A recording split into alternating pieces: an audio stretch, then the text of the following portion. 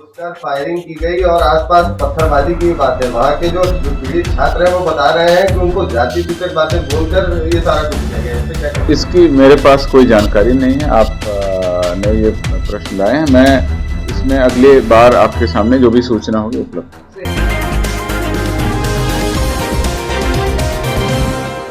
उसका फायरिंग की गई और आसपास पत्थरबाजी की बात है। वहाँ के जो पीड़ित छात्र हैं वो बता रहे हैं कि उनको जाति सूचक बातें बोलकर ये सारा कुछ किया गया है। इस पे क्या कहें? इसकी मेरे पास कोई जानकारी नहीं है। आप ने ये प्रश्न लाए हैं, मैं इसमें अगले बार आपके सामने जो भी सूचना होगी उपलब्ध कराऊंगा। एक पटना में काफी लूट और स्नैचिंग की वारदातें हो रही है। मतलब we have seen income tax also person was looted with 2 lakh rupees at the ghar 10 lakh लूटे गए। उसके बाद today we are coming to know that at बिल्टा in 1 hour 4 chains were looted by women who were on morning walk। अभी तो ये लूट और स्नैचिंग जो बढ़ गया है, इसके लिए हम सीसीटीवी कैमरास और नहीं बढ़ा सकते सिटी में, ताकि लोगों में डर बैठे। क्योंकि मेजर सिटीज में जो मेट्रो सिटीज हैं उसमें सीसीटीवी कैमरास बहुत ज्यादा है, जिसकी वजह से क्राइम्स कम हो रही है।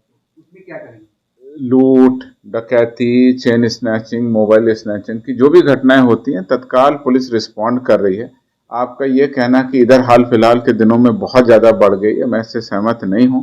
आंकड़ा हमारे पास में, और हम लोग हर हफ्ते वीसी करते हैं। कल भी हम लोग की वीसी है, तो हम लोग उसमें निश्चित रूप से ये सारे सवाल रखते हैं कि कौन कौन से केसेस हुए, क्या उद्भेदन हुआ है, बहुत सारे पॉइंट्स पे हम लोग रखते हैं। और जो सीसीटीवी की आपने बात कही, सीसीटीवी से निश्चित रूप से हम लोग को एक पॉजिटिव एविडेंस भी मिलता है, अपराध कर्मियों की शिनाख्त करने में भी मदद मिलती है।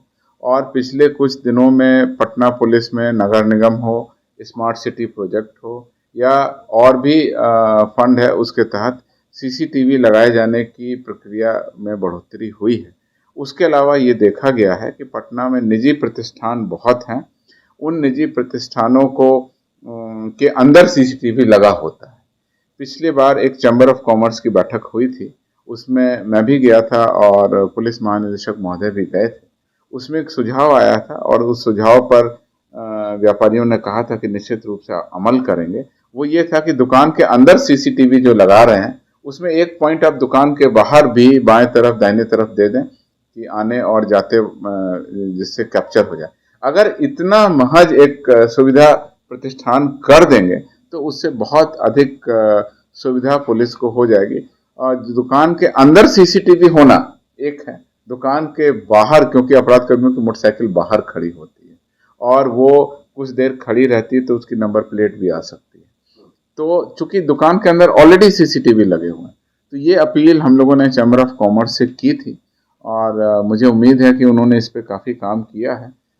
इस अपील पर मैं फिर से जानकारी प्राप्त करूंगा कि उन्होंने क्या कार्रवाई की है। इसको आगे बढ़ाने से निश्चित रूप से, उसके अलावा बहुत सारी सरकारी प्रतिष्ठान भी हैं, बहुत सारे ऑफिसेस भी हैं, तो वहाँ पर भी सीसीटीवी हमारे पास में उपलब्ध रहते हैं। हम लोग उसके अलावा जो हमारा तरीका है उस पर भी हम लोग काम करके कांडों का उद्भेदन करते हैं। जो भी केसेस दर्ज हो रहे हैं, चेन स्नैचिंग की आपने बात की, तो अभी हाल में ही कुछ एक गैंग डिटेक्ट हुआ था, उसमें 6-7 मामलों का एक साथ उद्भेदन हो गया।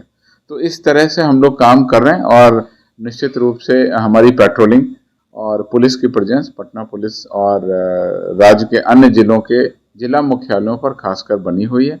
और हम लोग उसी तरह से अपराध नियंत्रण के साथ साथ अपराध का उद्भेदन, अपराध कर्मियों की गिरफ्तारी और सजा दिलाने की कार्रवाई भी कर रहे हैं। पिछली बार आप लोगों को बताया गया था किस तरह से हमारी सजा बढ़ने की दर में बढ़ोतरी हो रही है, किस तरह से हमारी गिरफ्तारी हर हेड में बढ़ रही है। और राष्ट्रीय अपराध की जो दर है उसमें बिहार राज्य बहुत नीचे है और हम इस व्यवस्था को और सुदृढ़ करने की लगातार कोशिश कर रहे हैं।